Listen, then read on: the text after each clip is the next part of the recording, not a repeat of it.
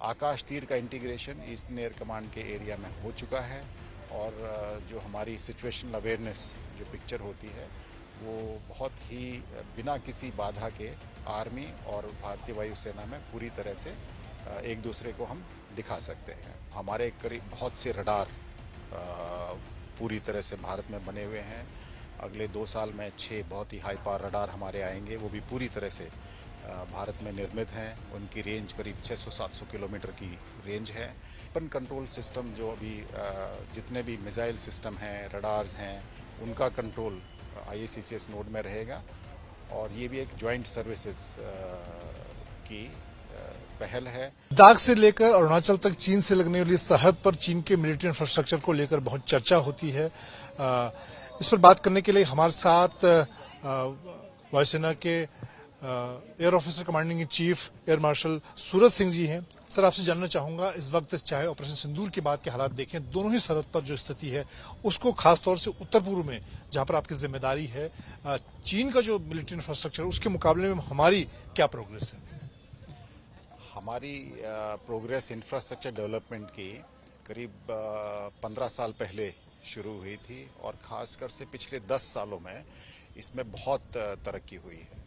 और अगर अभी आप देखें तो इंफ्रास्ट्रक्चर डेवलपमेंट खासकर से इंडियन एयरफोर्स के लिए हमारी ऑपरेटिंग सरफेस जैसे रनवे, टैक्सी ट्रैक, टारमैग, ये सब का डेवलपमेंट, हार्डन्ड एयरक्राफ्ट शेल्टर का डेवलपमेंट, सन शेल्टर्स का development, operation from ALGs, operations from all civil airports, इन सबको मद्देनजर रखते हुए भारतीय वायुसेना ने इस पे काफ़ी काम किया है।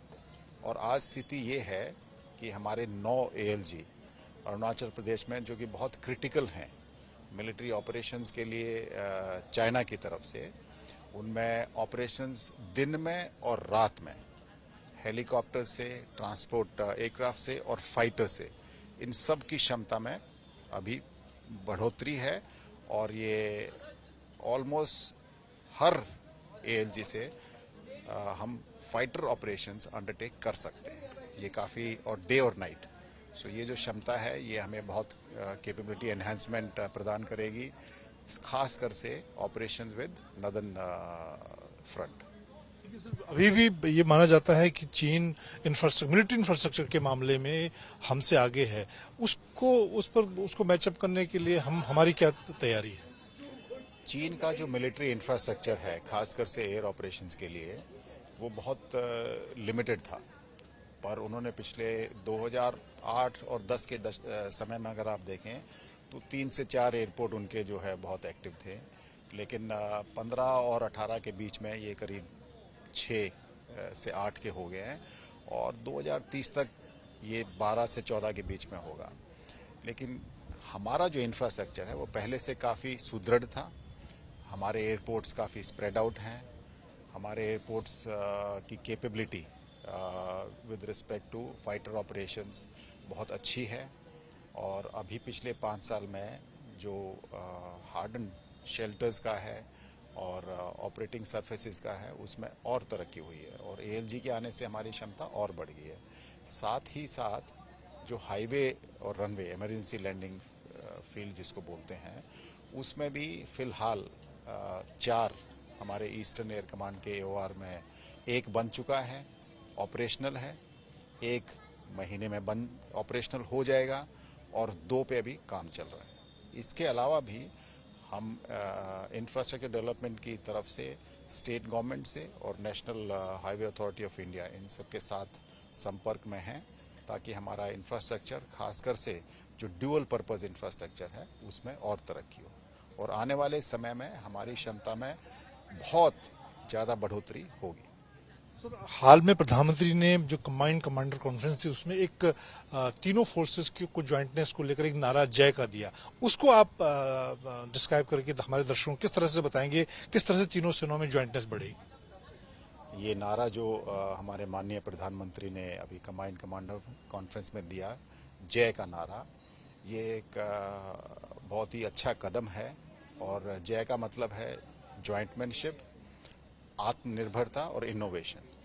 और इन तीनों फ्रंट पे भारतीय वायुसेना बड़ी तेजी से काम कर रही है। ज्वाइंटनेस के चक्कर में अगर आप देखें तो भारतीय वायुसेना ने करीब 1970 के दशक से ज्वाइंट आर्किटेक्चर और ज्वाइंट ऑफिसेस नेवी में, इंडियन नेवी में और इंडियन आर्मी में इनका शुरुआत किया था। और हमारे हर आर्मी के कमांड हेडक्वार्टर में एडवांस हेडक्वार्टर होता है जो बहुत क्लोज लाइज करता है इंडियन आर्मी से, ताकि हमारी जो प्लान्स हैं और आर्मी की जो प्लान्स हैं वो सब एक साथ मिलकर बने और एक साथ मिलकर उनका एग्जीक्यूशन हो।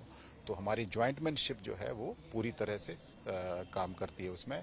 इसके साथ ही कोर हेडक्वार्टर पे हमारे टैक्टिकल एयर सेंटर्स होते हैं और उसके नीचे फिर डिवीजन लेवल पे ZC joint air defence centre भी होती है। तो हर लेवल पे ये ज्वाइंटमैन्स का इंटीग्रेशन हमारा भारतीय वायुसेना का है।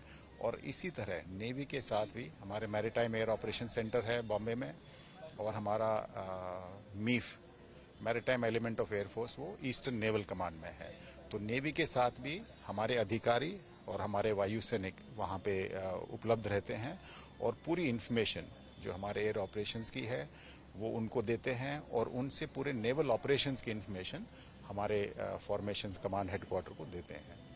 और साथ ही साथ अभी हाल ही में जो IACCS नोड जो बनी है, जो कि एक बहुत ही सुदृढ़, सक्षम और सटीक समाधान है एयर डिफेंस कंट्रोल के लिए, इसमें भी वेपन कंट्रोल सिस्टम जो अभी जितने भी मिसाइल सिस्टम हैं, रडार्स हैं, उनका कंट्रोल IACCS नोड में रहेगा। और ये भी एक जॉइंट सर्विसेज की पहल है। आकाश तीर का इंटीग्रेशन ईस्टर्न एयर कमांड के एरिया में हो चुका है और जो हमारी सिचुएशनल अवेयरनेस जो पिक्चर होती है वो बहुत ही बिना किसी बाधा के आर्मी और भारतीय वायुसेना में पूरी तरह से एक दूसरे को हम दिखा सकते हैं। हमारी RPA की जो पिक्चर है, जो आर्मी की हो या एयरफोर्स की हो, वो भी हम बिना किसी रुकावट के एक दूसरे से शेयर करते हैं। तो ज्वाइंटमैनशिप में भारतीय वायुसेना ने काफ़ी पहले जो पहल ली थी वो काफ़ी सटीक है और अभी बहुत अच्छा काम कर रही है। दूसरा, आत्मनिर्भरता का जो नारा प्रधानमंत्री जी ने बताया, इस पे करीब 5-6 साल से बहुत काम हुआ है। और अगर आप भारतीय वायुसेना की बात करते हैं तो हमारे करीब बहुत से रडार पूरी तरह से भारत में बने हुए हैं। अगले 2 साल में 6 बहुत ही हाई पावर रडार हमारे आएंगे, वो भी पूरी तरह से भारत में निर्मित हैं। उनकी रेंज करीब 600-700 किलोमीटर की रेंज है। इसके साथ ही जो हमारे मिसाइल सिस्टम है, surface to air ground weapons, वो भी भारत में निर्मित हैं। और सबसे बड़ा कदम जो आत्मनिर्भरता का है वो है तेजस, जो हम सब का, पूरे भारत का तेज है। वो तेजस जहाज जो है वो पूरी तरह से भारत में निर्मित है और अभी 2 स्क्वाड्रन में हमारे ये पूरी तरह से ऑपरेशनल हैं। ऑपरेशन सिंदूर में भी हमारे इस आत्मनिर्भर तेजस ने भाग लिया और आने वाले समय में लगभग 300 से ज़्यादा ये जहाज हमारी भारतीय वायुसेना में होंगे। और अगले दशक में तेजस और सुपर 30, वो अपग्रेड ऑफ Su-30 और साथ ही रफाल, ये तीनों हमारी भारतीय वायुसेना को काफ़ी सक्षम और सुदृढ़ और सुरक्षा प्रदान करेंगे भारतीय सिक्योरिटी के लिए।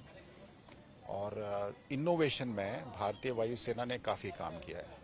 हमारी रेगुलर इंटरेक्शन होती है इंडस्ट्री के साथ। एयरफोर्स ने पिछले 1-2 साल में हर बड़े शहर में इंडस्ट्री के साथ इंटरेक्शन का प्रोग्राम बनाया है।